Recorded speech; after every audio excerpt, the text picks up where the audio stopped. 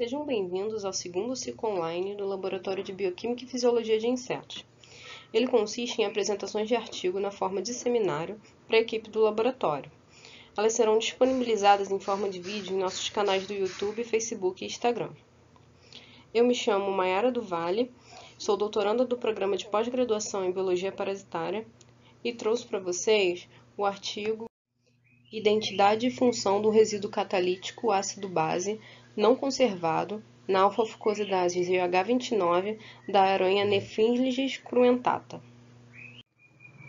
Ele foi publicado na Glycobiology em 2018. Então, o modelo de estudo desse trabalho é essa aranha, a Nephingis cruentata. Ela também é conhecida como aranha de telhado ou Maria-bola, que está ilustrada aqui à direita.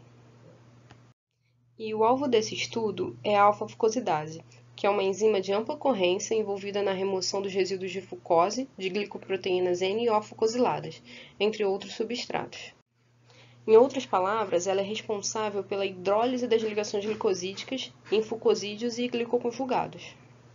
E a ausência da alfa-fucosidase causa uma doença chamada fucosidose, que consiste no acúmulo de fucoconjugados nos tecidos, resultando em diferentes fenótipos. Por exemplo, as atividades alteradas da alfa-fucosidase em humanos já foram relacionadas a uma série de condições patológicas, como inflamação, câncer e fibrose cística. Os insetos eles apresentam uma alta porcentagem de glicoproteínas fucosiladas. Em artrópoda, as alfa-fucosidades já foram associadas à fertilização e à digestão. E em outro trabalho desse mesmo grupo, eles já foram capazes de identificar e caracterizar a alfa-fucosidase envolvida no processo digestivo de carrapato e da aranha Nephingis cruentata. E agora, para contextualizar um pouco sobre o que vai ser feito nesse trabalho, eu gostaria de destacar que a comparação das sequências de aminoácidos das alfa-fucosidases revela que, embora o nucleófilo seja conservado entre todas as alfa-fucosidases, a posição do resíduo ácido-base é bastante variável. E os alinhamentos recentes indicaram que as alfa-fucosidases de humano e artrópoda compartilham pelo menos 50% de identidade, e o resíduo ácido-base, nesse caso, é conservado entre eles, sugerindo então que eles têm um resíduo ácido-base comum em metazoa. Então, neste trabalho, eles clonaram e expressaram a alfa-fucosidase da aranha Nephingis cruentata em Pichia pastores. Bom, e o que é, Pichia pastores, É uma espécie de levedura metilotrófica. O que é isso? Ela vai utilizar o metanol como fonte de carbono e energia. E ela é amplamente utilizada para a expressão de proteínas. E o que foi feito nesse trabalho? Para testar a hipótese de que a díade catalítica é preservada, eles mutaram tanto o nucleófilo quanto o resíduo ácido-base, que foram identificados por alinhamento de sequência, juntamente com outros possíveis resíduos catalíticos, com base na modelagem de homologia. Então, aqui na figura 3 desse trabalho, nós temos ilustrados o nucleófilo em verde, esse aqui. Em vermelho, o resíduo E59, em marrom, o E209 e em rosa, o E278. Bom, então eles pegaram e fizeram mutantes para esses resíduos selecionados que eu acabei de mencionar.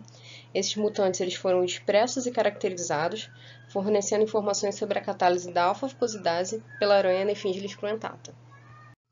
Aqui no resultado da figura 1A, nós temos um SDS page, mostrando a proteína purificada. E na 1B, um Western blot confirmando a proteína visualizada como produto da expressão. Na raia 1, nós temos o tipo selvagem. Na raia 2 é o nucleófilo D214N. Na raia 3 é o resíduo E59A. E na raia 4 é o E209A. Tanto do SDS page quanto do Western blot. O resíduo E278, que eu mencionei anteriormente na figura 3, eles não conseguiram expressar e por isso que não aparece aqui. Um outro experimento que eles fizeram foi medir a atividade da alfa-fucosidase usando substratos sintéticos e naturais. E aqui na tabela 3, eles verificaram a hidrólise de diferentes substratos naturais pela alfa-fucosidase.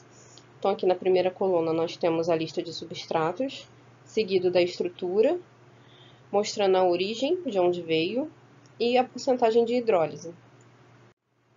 A alfa-fucosidase de Nefingines cruentata foi capaz de hidrolisar todos os substratos naturais, com exceção do lacto-N-fucopentose, que é esse destacado em roxo.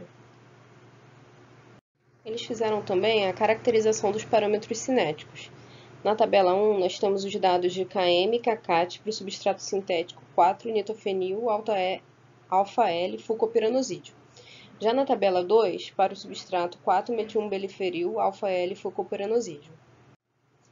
A mutação no nucleófilo D214N resultou numa queda de aproximadamente 500 vezes, pode ser observada aqui nessa coluna, destacada em roxo, no valor do Kcat, sem que essa alteração seja significativa aqui no valor do Km.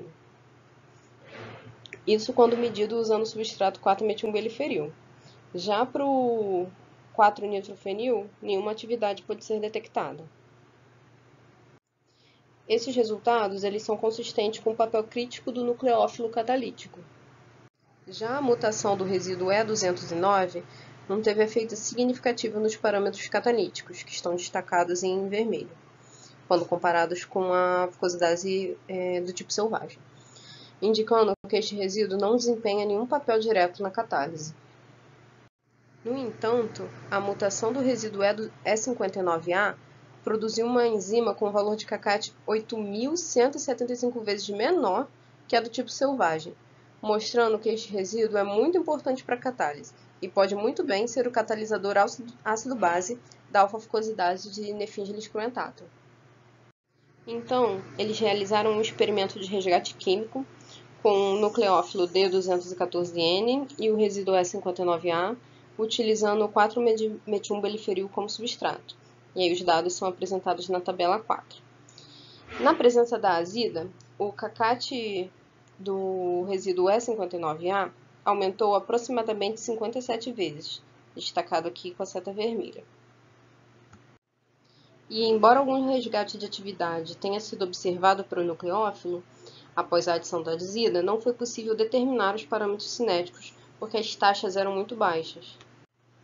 E o resultado obtido foi condizente com o esperado para o mutante ácido-base. Então, eles apoiam que as funções do nucleófilo e do D214N e do resíduo E59A são resíduos que estão envolvidos na catálise da alfa-fucosidase.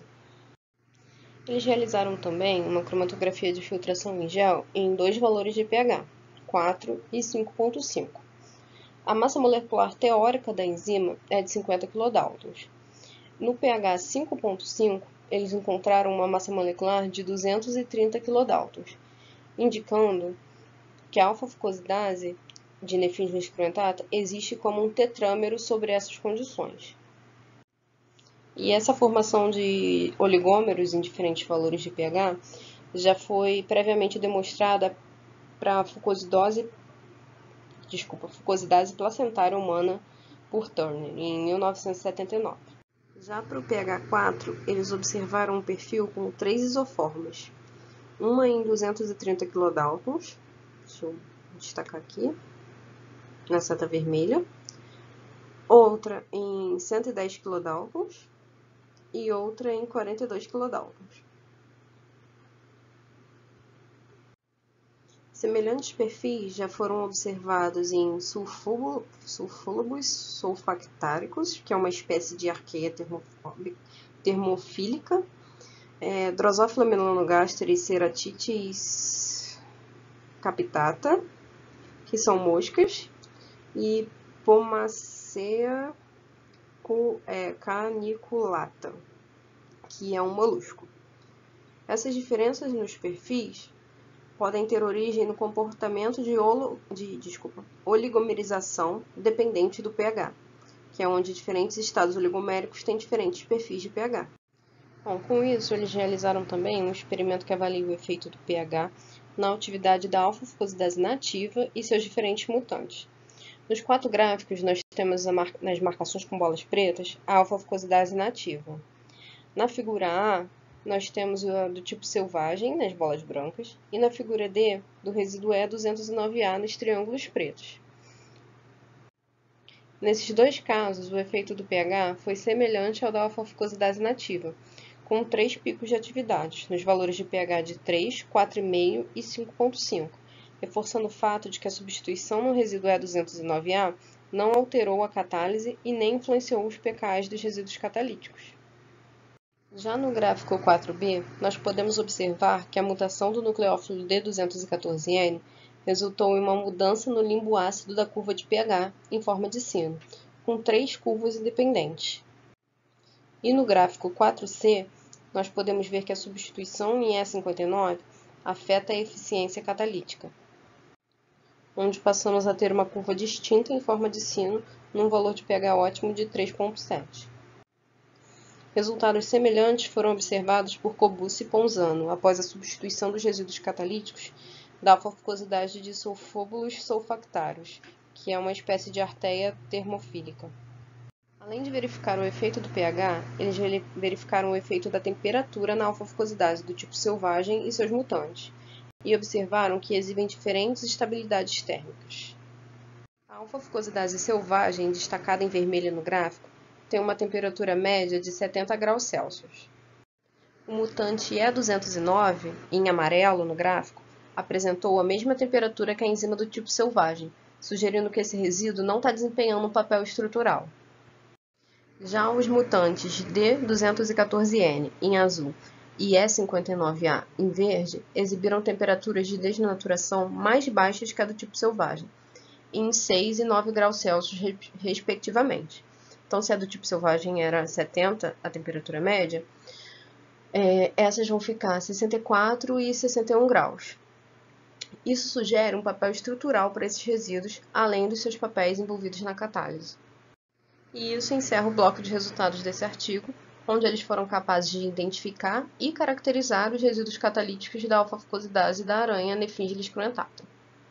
Entretanto, dados cinéticos e de modelagem molecular sugerem que o sítio ativo da alfa-fucosidase é diferente para cada espécie de aracnida, indicando que mais estudos são necessários para a compreensão da catálise por diferentes alfa-fucosidades. A comparação entre as fucosidades conhecidas até agora sugere que elas possuem estruturas e mecanismos conservados. No entanto, os dados estruturais são limitados e foram obtidos para fucosidades incluindo apenas a bacteriana, arqueia ou a Diffusarium gramineorum, que é um fungo ascomiceto. E, embora esses resultados indiquem que o resíduo ácido-base do sítio ativo da alfa-fucosidase de Nephingilis cruentatas seja o E59, a estrutura dessa e de outras enzimas eucarióticas são necessárias para discutir a confiabilidade desta classificação de família e o papel desse resíduo ácido-base na GH29. Outra questão que permanece sem resposta é a relação da oligomerização e a especificidade, e a possível aplicação biotecnológica das alfa-fucosidades, reforçando a importância dos estudos cristalográficos de outras alfa-fucosidades para aprimorar a compreensão dessas enzimas anômalas. Bom, em minha análise pessoal sobre o artigo, eu gostei muito da introdução, ela foi muito completa e bem fácil de ler, mas a ordem da apresentação dos resultados foi muito confusa, tanto que vocês podem ver que ao longo da apresentação eu alterei a ordem porque eu achei que seria mais fácil compreender. Um exemplo que eu posso dar é que ele só foi explicar o que eram as sequências mutadas na figura 3, sendo que na figura 1 ele já tinha lá os nucleófilos, os resíduos, e eu fiquei assim, o que é aquilo? Só fui entender mais depois no artigo.